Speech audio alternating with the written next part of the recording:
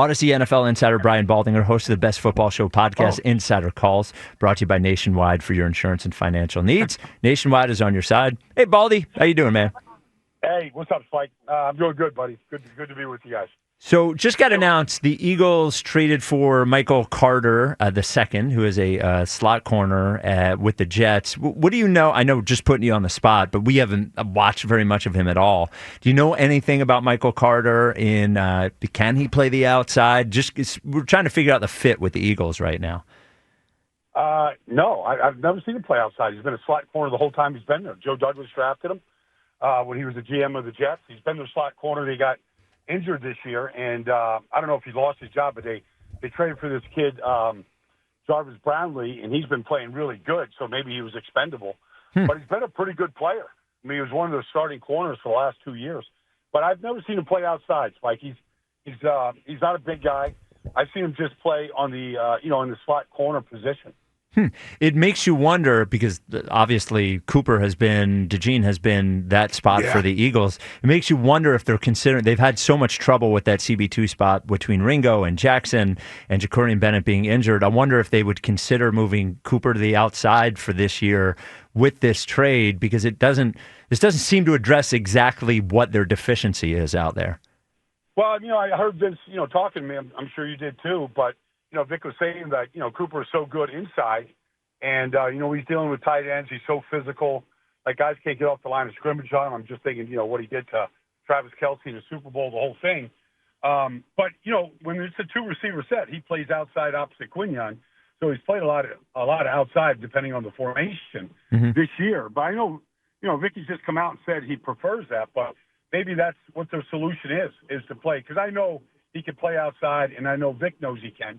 But if they can't figure out what you just, described as a CB2, putting Michael Carter, in the slot and playing Cooper outside is a remedy, but it is a remedy to the situation. I was also thinking, Baldy, is there something going on with one of the other corners? Like, meaning that do we have an injury somewhere that they felt they needed depth with the guy? Yeah, no, it could be a depth concern, too. There's no question. I mean, I'd see this. Just looking around the league. Yeah. We have a bad shortage of corners in this league. And, if you just go and watch the Cowboys play Denver last week, they just abused a rookie corner. You see that kid, Corey Black, come in last week like he was a practice squad kid for the Giants. I mean, they abused him as soon as he got out there on the field. And that's kind of around the league right now. And, the Eagles aren't really a lot different than some of these other teams when it comes to just good cornerback play or any depth at that position. Nobody seems to have it, and very few teams have three really good starting corners like Denver does, like New England does, like some of these other teams in the league. Well, it'll be interesting to see how they use them. Yeah. And you make the trade now. The Eagles are lucky to have the bye week where they have it to give them a chance to think about how they're going to do it and try to work it in next week. They also got some pretty good offenses they're about to play. Yes, when they come back from the bye week. Yeah, for sure. Baldy, we saw by far the most successful game of offense to our eyes, from a points perspective, from a yards perspective, on Sunday against the Giants. To you, the thing that led to the success, was it just a better performance of everybody doing the jobs that they're doing, or was it an evolution from a scheme standpoint of what they were able to do to accomplish that? A couple things, Spike. One, Brett Toast played great at center. I mean, he was really good. They added some new run plays, a lot of pin and pulls, where, you saw Lane getting out there on the perimeter. You saw Malata. You saw Toast get out on the perimeter quite a bit, and some of those gut plays that they ran. So that was something that they've been holding on to, and they're just waiting for the right guy that could be the pin guy so you can get outside. So they got that done. The play that Saquon scored on was probably the best block play of the year. Devontae Smith had a good block on the corner as well.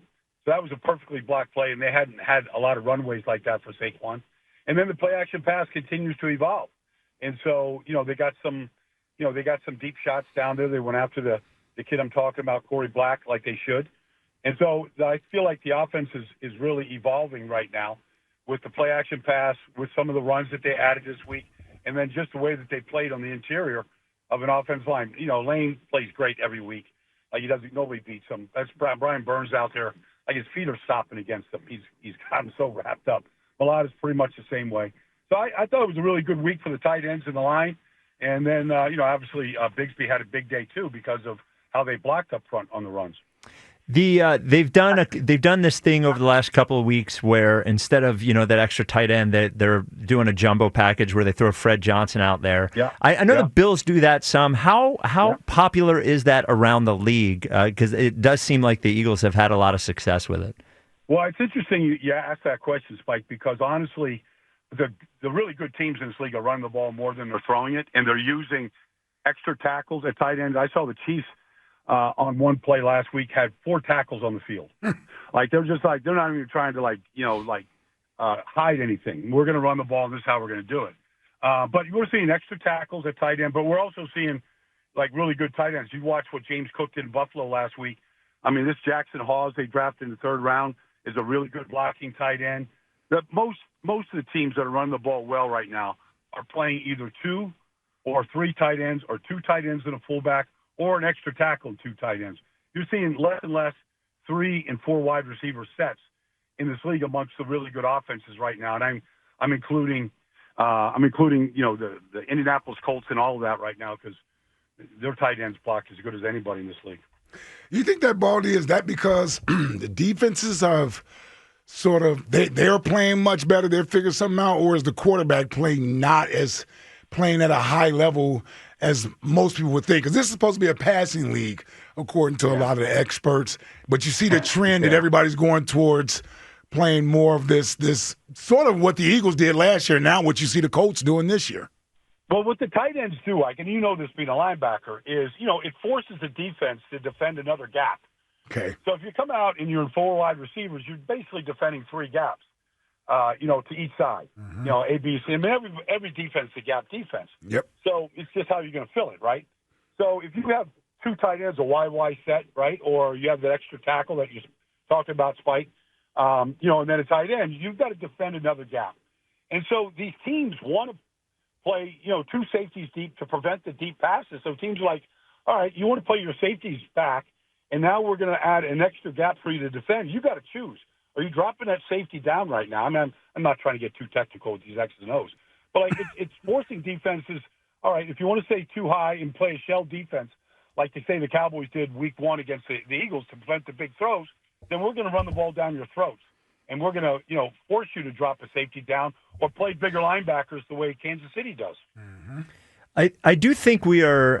I want to know your thoughts on this. You mentioned the under center play action. Something else we saw was a successful screen pass, and it might not sound like much, but it's not something they've done very well. And it does seem like maybe it's the comfort with Jalen and Kevin Tulo. Maybe it's the offense stalling for 4 or 5 weeks. But it does seem like Jalen specifically is evolving into things that he either wasn't comfortable previously, or wasn't that good at previously. It does feel like he is evolving in a positive way in sort of aspects of the game that he didn't thrive in before. Yeah, I mean, that might be true. I'm not saying I don't know if Jalen likes or doesn't like the screen game, but I mean, if you're playing the Giants and you got Brian Burns who leads the league in sacks, and you've got this Abdul Carter who's a pass rush. He is a good pass rusher. I mean, screen is always the way to slow down the pass rush. And so they ran, they got a good screen the other day. This, like I said, Totes played really, really good. Yeah. Really good on the perimeter, and Lane can run with the best of them, so can Malata. So you get these guys out there and start picking guys off. I mean, if you get the right look and these guys are really screaming after the quarterback, I mean, it's the greatest counterpunch in this game to this day. I mean, nobody runs better screens than Andy in Kansas City. It's always been a part of what they do. They're still doing it with a variety of ways, but the screen game should be a part of everybody's offense, and it's just a question of pulling it out at the right time.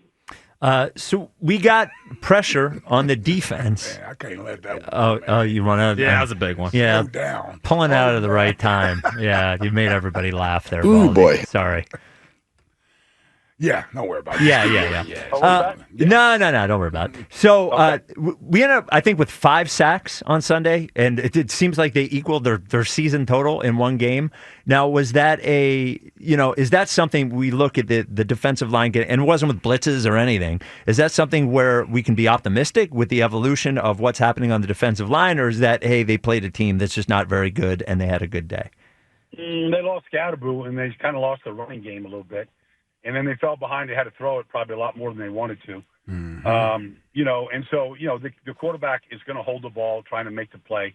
So, but Jalen Carter, has woken up. He's a factor right now. I talked to him before the game. His agent was there. So, he's coming around. And I just think that, I saw Nolan Smith, working out before the game. Like, he's going to be in the pads. He's going to be playing real soon. And obviously BG is up. Like, I think it's going to come around. You get your twist stunts going, and you get the right situations, 3rd and long, 2nd and long. Where you can really pin your ears back and get after guys. And you're going up against a rookie quarterback. You're gonna, like even the kid up in New England right now, Drake May, who leads the league in passing right now. He's taking a lot of sacks, and he took 5 from Myles Garrett last week alone. So some of these guys, they're looking for the big play, they're looking for the right look, and they're holding the ball probably longer than they should, and you're gonna put them on the ground eventually.